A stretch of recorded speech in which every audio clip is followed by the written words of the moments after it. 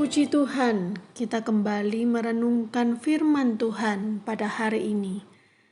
Firman Tuhan saya berikan judul Pembelaan Tuhan. Pembelaan Tuhan. Ketika kita merasa mengalami ketidakadilan, kebanyakan pada umumnya kita meminta bantuan sesama manusia untuk mengadakan pembelaan bagi kita. Tidak sepenuhnya salah. Lihat-lihat kebutuhannya. Masalahnya, terkadang pembelaan yang kita minta atau perjuangkan bukanlah pembelaan dengan cara yang benar menurut Tuhan. Maksudnya adalah yang nomor satu minta dibela adalah keinginan daging kita sendiri, keinginan hati kita sendiri, karena egoisnya kita sendiri. Jadi kasusnya seringkali karena tidak terima. Bukan karena hal tersebut memang layak untuk mendapatkan pembelaan. Contoh di dalam Alkitab yang layak mendapat pembelaan. Lukas 18 ayat 3 dikatakan, "Dan di kota itu ada seorang janda yang selalu datang kepada hakim itu dan berkata, 'Belalah hakku terhadap lawanku.'" Ya, dikuatkan lagi di Ulangan 10 ayat 17 dan 18. Dikatakan, "Sebab Tuhan Allahmu lah, Allah segala Allah dan Tuhan segala Tuhan, Allah yang besar, kuat dan dahsyat, yang tidak memandang bulu ataupun menerima suap."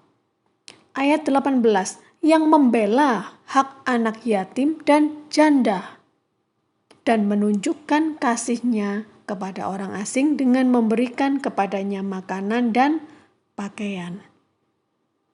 Layak mendapatkan pembelaan. Nah, seringkali kita sebagai umat Tuhan yang mengenal Tuhan sebagai pembela kita, menginginkan pembelaan Tuhan yang sesuai dengan keinginan kita. Berapa banyak dari kita yang justru adalah umat Tuhan, menginginkan pembelaan Tuhan, yaitu Tuhan membalaskan kepada orang-orang yang melakukan kejahatan menurut kita, atau jahat kepada kita, dan orang jahat pada umumnya. Dengan cara apa? Berharap Tuhan segera menghukum orang-orang tersebut, mengharapkan hal-hal yang buruk terjadi pada mereka. Apakah itu yang diharapkan Tuhan? Tentu saja tidak. Tuhan sangat ingin semua manusia diselamatkan. Apalagi jika perselisihan itu terjadi pada sesama anak Tuhan. Orang tua manakah yang menginginkan anak-anaknya bertengkar dan saling menghancurkan? Bapa kita di sorga juga tidak menginginkan hal tersebut terjadi pada anak-anaknya. Mengapa kita tidak mengubah pola pikir kita tentang pembelaan Tuhan? Pembelaan yang bagaimana? Di dalam Kisah Para Rasul 11 ayat 19 sampai 21.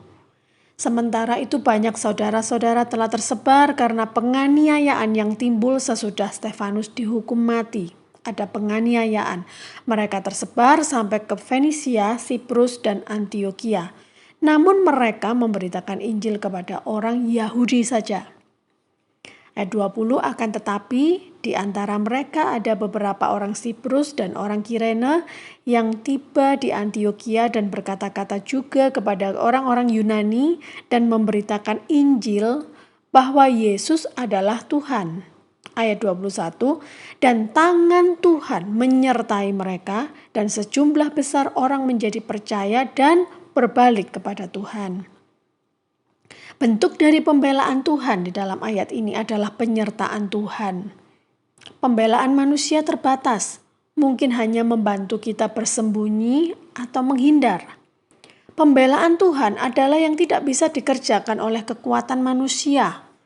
Sejumlah orang jadi percaya dan berbalik kepada Tuhan dikatakan karena tangan Tuhan menyertai.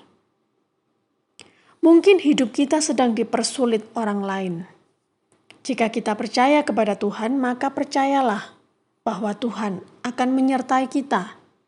Tidak tahu bagaimana caranya Tuhan, yang pasti kita selalu diberi jalan keluar. Tidak perlu kita mengharapkan aneh-aneh terjadi pada orang lain jika kita sendiri selalu ditolong Tuhan.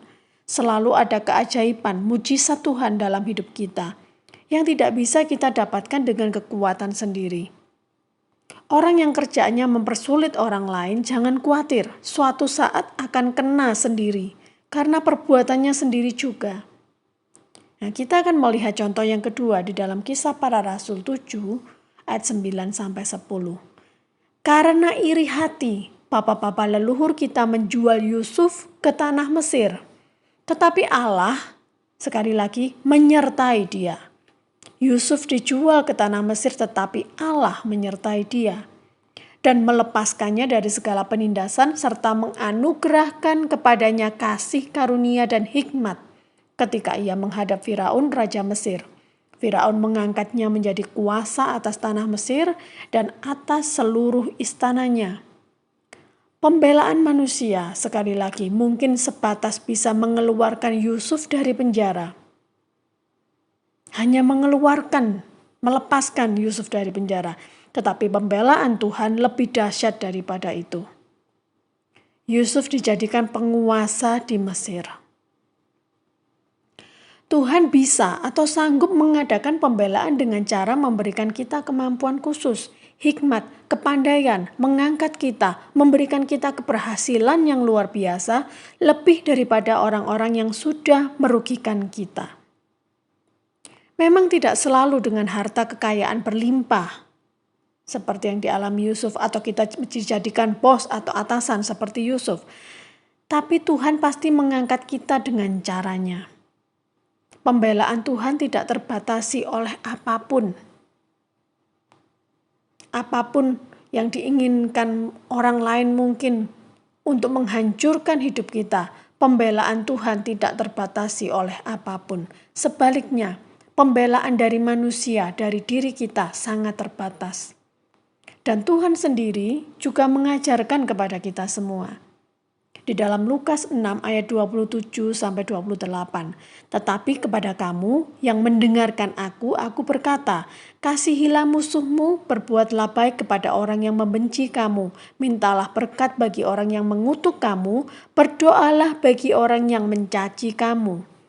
Saat kita mengasihi, berbuat baik, meminta berkat dan berdoa untuk orang yang berbuat jahat kepada kita, kita sedang melakukan itu semua untuk diri kita sendiri. Kasihilah adalah perintah yang utama dari Tuhan. Kalimat-kalimat selanjutnya itu sudah termasuk di dalam kata kasih. Dengan mengasihi, berarti kita melepaskan pengampunan. Jika kita mengampuni, firman Tuhan berkata, Bapa di sorga juga mengampuni kita. Jika Bapa mengampuni, kita sudah menerima segala sesuatu yang kita perlukan untuk hidup sekarang dan yang akan datang. Di tahun 2022, mari Bapak Ibu Saudara yang dikasihi Tuhan, terimalah dan renungkan dalam hati kita. Dan percayalah, ada pembelaan Tuhan yang tidak terbatas bagi setiap kita yang percaya kepada Tuhan. Tuhan Yesus memberkati kita semua. Bapa di surga, kami bersyukur kami mempunyai Allah yang luar biasa dalam hidup kami. Kami percaya hidup kami ada di dalam tangan Tuhan. Tuhan selalu membela setiap anak-anak-Mu yang mendapatkan kesulitan, yang mengalami apapun di dalam hidupnya. Tuhan membela dengan cara Tuhan yang ajaib, yang sempurna. Terima kasih Tuhan. Di dalam nama Tuhan Yesus Kristus kami berdoa dan mengucap syukur. Haleluya. Amin. Dalam segala hal, janjinya tak